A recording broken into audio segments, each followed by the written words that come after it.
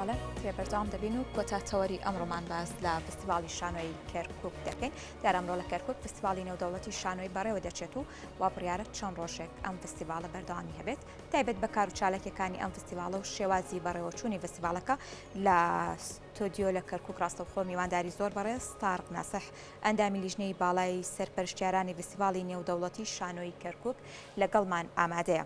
کاک تارق ئەم کاتت باش بێ فستیڤاڵەکە چۆن بەڕێوە دەچێت ئامادەکاریەکان چین کە بۆ ئەم فستیڤاڵە کراوە؟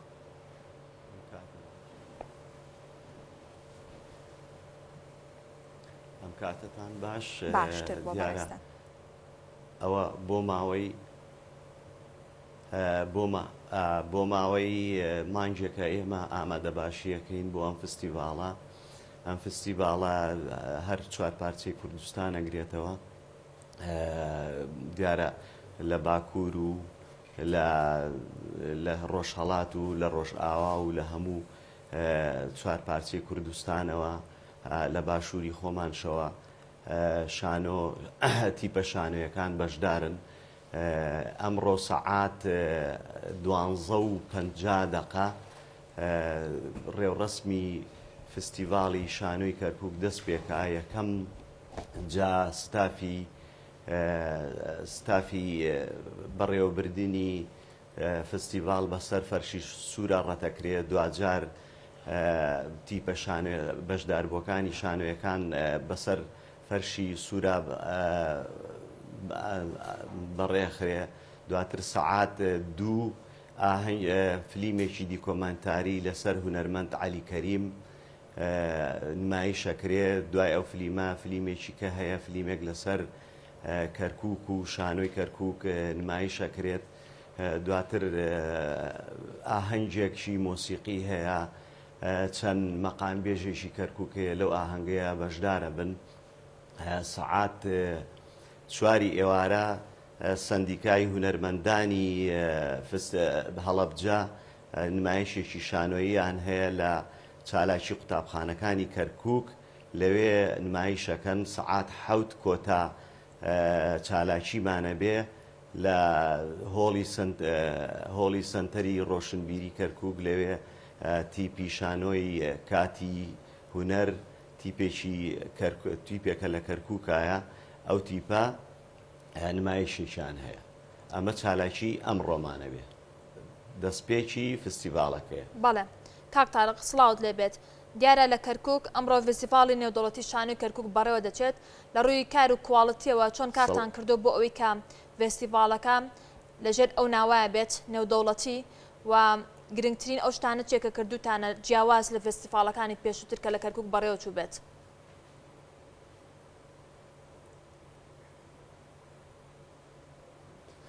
دیارە ئێمە ئەمە دووەمین فستیڤاڵە ئەیکەین لە کەرکووکە. فستیڤاڵی یەکەم فستیڤاڵێک بوو لەسەر ئاستی عێراق بوو، هەموو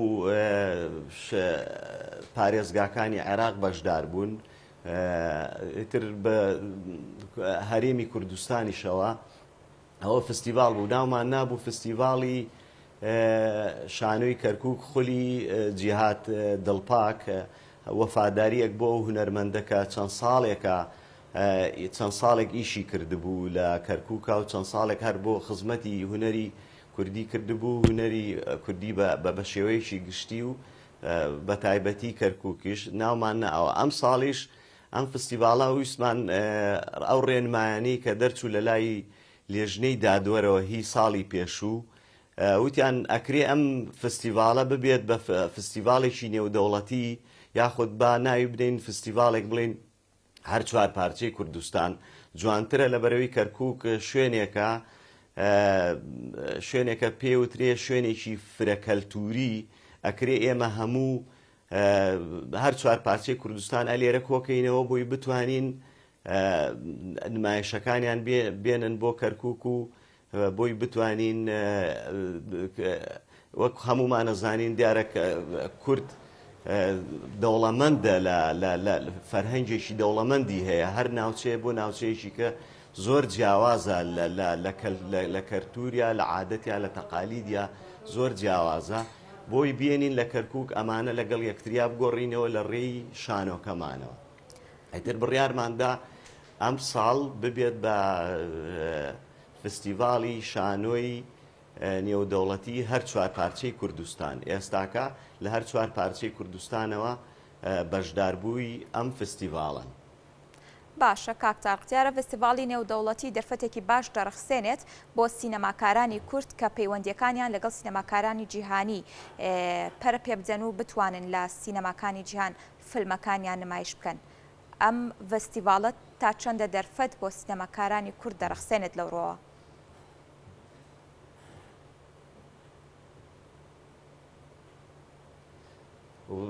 دیارە سینەماکارەکانیش بەشدارن ئەلەم فستیڤاڵەیە. ئێمە توانیمانە ینی ئەلێرە وەک عەرزی جەنابتانم کرد بن ئێمە بۆ کردمانە فستیڤاڵی هەر چوار پارچەی کوردستان بۆ ئەوی بتوانین زیاتر تعریفی کەرکووک بکەین کە کەرکووک شوێنێکە فرەکەلتوری تایە. کەرکووک ناوچەیەکی کوردستانیە، چەند ساڵێکە ململانی لەسەرەکرێ. کەرکووک ناوچەیەکە دەوڵەمەندە بە مەقام و بە کۆمەڵێک کەڵە شاعر و کۆمەڵێک کەڵە هونەرمەندی جوانی لێرە هەڵکەوتووە و کە چووە ڕژێمی پێشوو دەریانی کردێتە دەرەوە لەم شارە هەڵیانی فڕانەوە. بۆیە ئێمە ئامانجەکەمان ئەوە بووە بێنین جارێکی کە خەڵکی هەر چوار پارچەی کوردستان و جیهانیش هەتاکو و ئێمە لەم فستیڤاڵەیە لە جنوب و لە بەغداوش خەڵکمان بان کردووە بۆ ئەم فستیڤاڵە بۆی ئاشنا بن بە فەرهەنگ و کەلتوری کوردی، ئاشنا بن بە هونەری کوردی، ئاشنا بن بە شانۆی کوردی.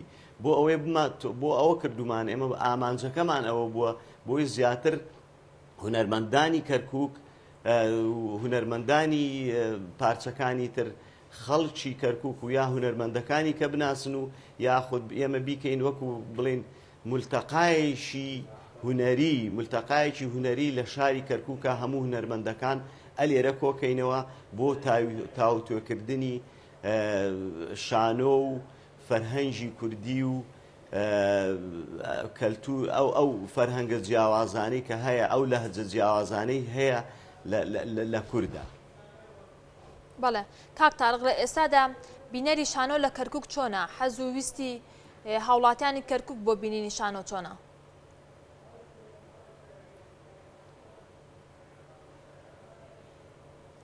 وەڵی من ئەتوانم بڵێم زیاتر لە هەموو شارەکان بینەری زۆرە کەرکووک. ئەوش شاید حاڵە لە فستیڤاڵی یەکەم کە هەموو هونەرمەندەکان ئەلەوێ بوون، زۆربەی هونەرمەندەکانی هەرێمی کوردستان و هونەرمەندەکانی عێراق بڵین لە بەغدا و لە بەسرا و لە هەموو شوێنەکانی تر.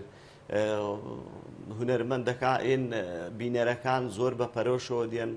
خەڵکی کەرکووک زۆر هۆگری هونەرە، بە تایبەتی هونەری دراما و سینەما و شانۆ زۆر هۆگری ئەوەن، زۆر هونەری شانۆیان خۆشەوێ، زۆر تامەزرۆی ئەو شانۆیەن. من زۆر جا لە شەقامەکان لە شوێنەکان ئەبینم خەڵکەکە لە چایخانەکانە خەڵکەکان ینی بەپەرۆشیەوەن ئەڵێن بۆ شانۆ ناکەن، بۆ شانۆیەکەکەین دوای 3 مانگتر پێمان ئەڵێنەوە دەی شانۆیەتر کەی شانۆیەترتان ئامادەیە بۆی ئێمە بین شانۆکەتان ببینین.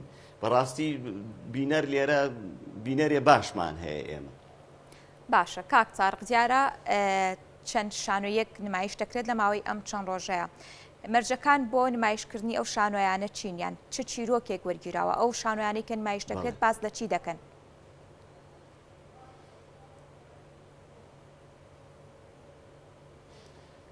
بەڵێ ئێمە جارێ وەکو لێژنەی باڵای فستیڤاڵ چەند مەرجێکماندانە، مەرجێک لەوانە ئەبێ هەر شانۆگەریەک ستافەکەی لە 7 نەفەر زیاتر نەبێ، بۆی تۆزێ وەک ئەزانین کێشەمان بۆ دروست نەکا لە ڕووی هاتنە ژوورەوە بۆ ناو کەرکووک. وەک خۆتان هەمووتان ئەزانن کەرکووک ئێستاکە بەدەستی کوردەوە نییە، لە 7 نەفەر نابێت زیاتر بێ. ئەمە یەکێک لە مەرجەکانە.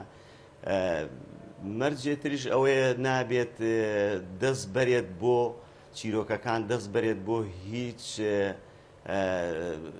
ناشرینکردنی هیچ دینێک یاخۆت هیچ نەتەوەیەک یاخۆت هیچ عەقیدەیەک کە هەیە. لەبەرەوەی خۆمان نەزانین لە عێراق یاخود لە کەرکووک بە تایبەتی هەموو ئەمانە وجودیان هەیە. ئەم نەتەوەکان کۆمەڵێ نەتەوە هەیە لە کەرکووکە، کۆمەڵێک دینی تایە. ئەبێ ئەمە مەرجێکی ئەساسی بوو کە ئێمە وەکو لێژنەی باڵا وتمان ئەبێ دەقەکان ئەلەو چوارچێوە بێ. خۆشبەختانە دەقەکان ئەبینینەوە زیاتر ئەوەنەی باسی کێشە کۆمەڵایەتیەکان و باسی کەلتوری کوردی ئەکا و باسی دابوونەریتی ناوچەکەی خۆیانەکەن. ئەوە نەبات دەست بۆ ناشرینکردنی دینەکان و ناشرینکردنی عەقیدەکان و ناشرینکردنی نەتەوەکانی کە نابە. ئەمەش خۆشبەختانەیە. دیارە ئیتر خۆی ئاها ڕێککەوت چوین شانۆگەریەکانمان بینی. چەند شانۆگەریەک هەبوو بەو شێوەیە بوو وەکو لیژنەی بینین ڕەفزی کرد لەبەرەوەی وتیان ئێمە ئەمە قبوڵ ناکەین، دەست بۆ هیچ دینێ بەرێت، دەست بۆ هیچ ناشرینکردنی هیچ نەتەوەیەکی کە بەرێت. ئێمە شانۆکارین، پەیامی ئێمە پەیامێکی مرۆڤایەتیە، پەیامێکی مرۆڤایەتیە، اینجا پەیامێکی نەتەوایەتیە. کاک تاریخ وەک ئەزانین لە کەرکووک چەندین نەتەوە و زمان بوونی هەیە. لە فێستیڤاڵەکە ئەم لایەنە ڕنگدانەوەی ئەبێت وەکو سیمایەک بۆ کەرکووک بۆ فێستیڤاڵەکە؟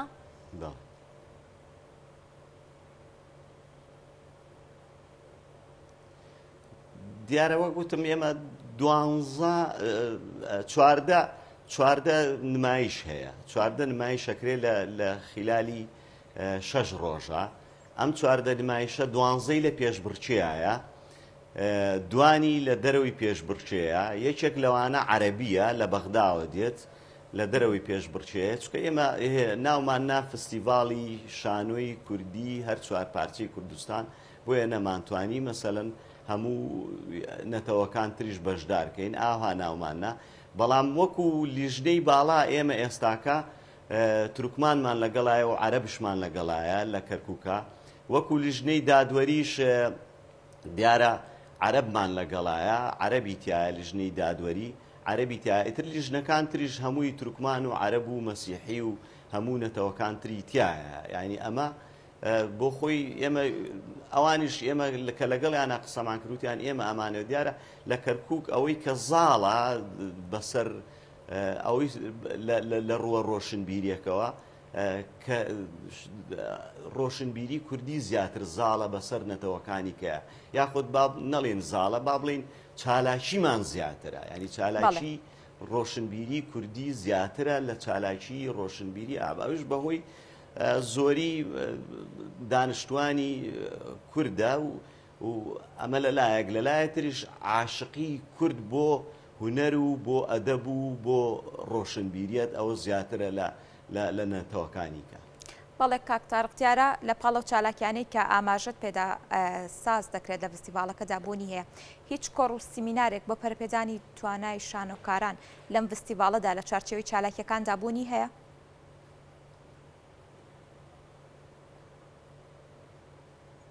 بەڵێ، ئێمە 3 ورکشۆپمان هەیە. ورکشۆپێکی بۆ پەروەردەکردنی دەنگە لەلایەن مامۆستای بەڕێز مامۆستا گۆرانەوە بوو، گۆران محەممەدەوە بوو. 3 ڕۆژ ئەو ورکشۆپە 3 ڕۆژی خایان. ورکشۆپی ترمان هەیە، ورکشۆپی سینۆگرافیایە لەلایەن سینۆگرافەر شیرازەوە.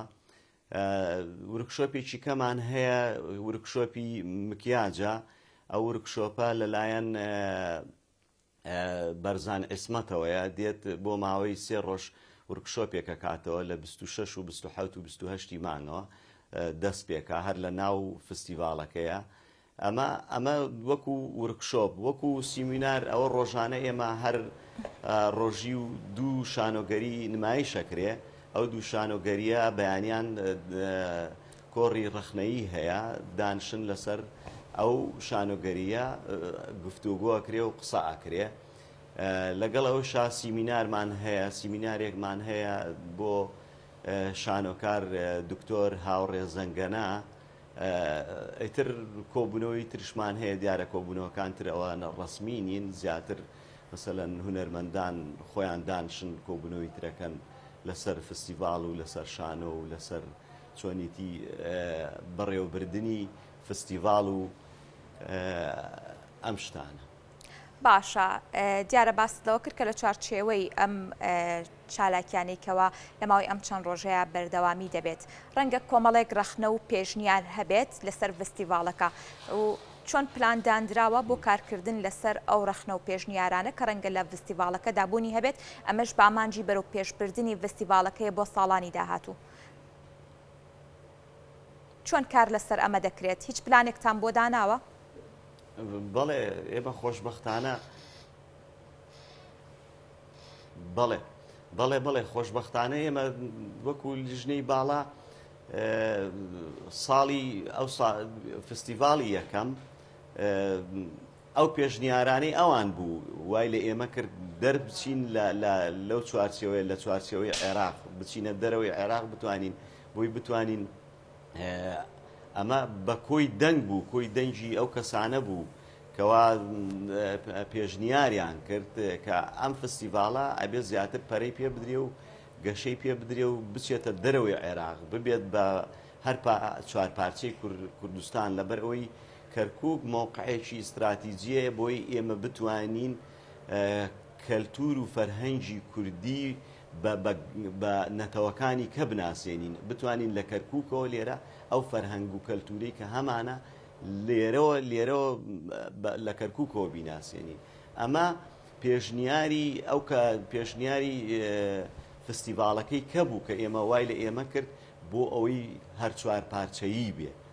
دیارە عەرەبەکانیش ئەوانی کە لە عێراقەوە هاتبوون ئەوانش ئەم پێشنیاریان پێ قبوڵ بوو ئەو عەرەبانەی کەوا لەگەڵمانان لە لیژنەی باڵا تورکمانەکان کە لەگەڵمانان لە لیژنەی باڵا ئەوانیش پێشنیارەکەیان پێ قبوڵ بوو وتیان شتێکی زۆر باشە ئەبێ بکرێت ئێمە ئێستا لە کەرکووکە زیاتر خەڵکی کوردی کەرکووک کەلتور و فەرهەنگی تۆزێ نزیکە لە ئێمەوە ئێمە بۆی بتوانین فەرهەنگ و کەلتوری کوردی لە ناوچەکانی کەوە بێنین با بزانین بیناسین دیارە ئەمە شتێکی باشە ئێمە بتوانین فستیڤاڵەکە بیکەینە چوار پارچەیی ئەیتر ئەمە پێشنیاری جارەکەی کە بوو ئەم جارەش پیلانمان ئەوەیە پێشنیاری ترمان هەیە وەرەقاخینە بەردەست ئەو کەسانی کە پسپۆرن لە شانۆوە ئەو کەسانی کە ئەزمونێکی زۆریان هەیە لە شانۆ ئەوە وەرەقاخینە بەردەستیان بزانی پێشنیاری تری چیان هەیە یاخود ئەو کەم و کوڕیانەی کە هەمانە لەم فستیڤاڵەیە بۆی لە فستیڤاڵی داهاتووە بتوانین ئەو کەم و کوڕیانش نهێنین. بەڵێ زۆر سپاس بۆ تارق نەسح ئەندامی لیژنەی باڵای سەرپەرشتیارانی فستیڤاڵی نێودەوڵەتی شانۆی کەرکووک سپاس کە لەگەڵمان بوویت.